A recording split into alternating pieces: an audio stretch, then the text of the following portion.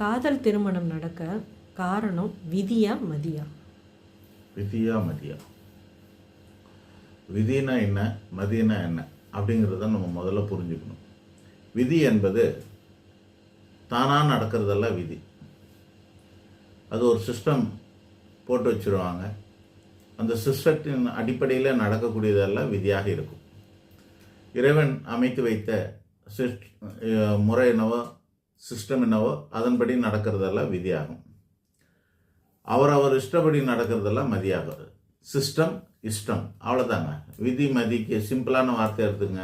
சிஸ்டமேட்டிக்காக நடந்துட்டு இருந்தா அது விதி, இஷ்டப்பட்டு நடந்தால் அது பேர் மதி. அப்போது மதிங்கிறது என்னன்னா ஆசை, எண்ணம், மனம் இதெல்லாம் குறிக்கக்கூடிய சந்திரனோட சொல். ஆக விதியா மதியா அப்படின்னா காதல் திருமணங்கிறது விருப்பப்பட்டு தானே வருது. அப்போ விருப்பங்கிற ஆசை உட்பட்டதாக இருப்பதால் அது பேர் காதல் திருமணம். எல்லாமே அவங்க விருப்பப்படி அமைத்து கொள்ளுதல் ஆகும். அவங்கவுங்களே அமைத்து கொள்ளணும் என்பது விதியாக இருக்குங்கிறது அடுத்த வரியாக எடுத்துக்கொள்ளணும்.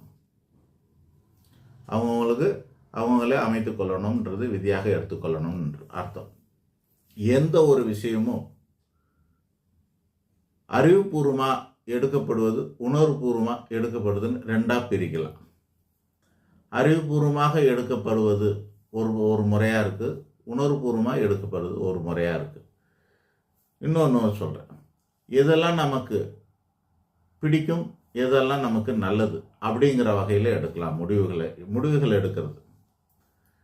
உனக்கு எது பிடிக்கிறதோ அது எல்லாம் நல்லதாக இருக்க வேண்டிய அவசியம் இல்லை. உனக்கு எது நல்லதோ அதெல்லாம் பிடித்த மாதிரி இருக்கணுன்ற அவசியமும் இல்லை.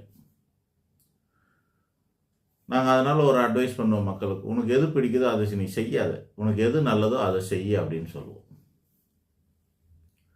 இப்போ மருந்து மாத்திரை எனக்கு பிடிக்காது, ஆனால் சாப்பிட்டா தான் நம்மளுக்கு நல்லது அப்படின்னா சாப்பிட்டு தானே ஆகணும். அதனால நல்லதுங்கிறதுனால சாப்பிட்றோம். மது, புகை போன்றவை எனக்கு பிடிக்கும், ஆனால் அது எனக்கு நல்லதில்லை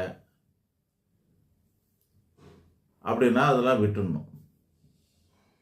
இவ்வளோதான் விஷயம். நம்ம பிடிச்ச மாதிரி தான் பெரும்பாலும் வாழறோம். ஒவ்வொன்றுத்தில் ரெண்டு ஆப்ஷன் இருக்கு. கடவுள் நம்ம கொடுக்கறது 2க்கு மேற்பட்ட ஆப்ஷன் இருக்கு.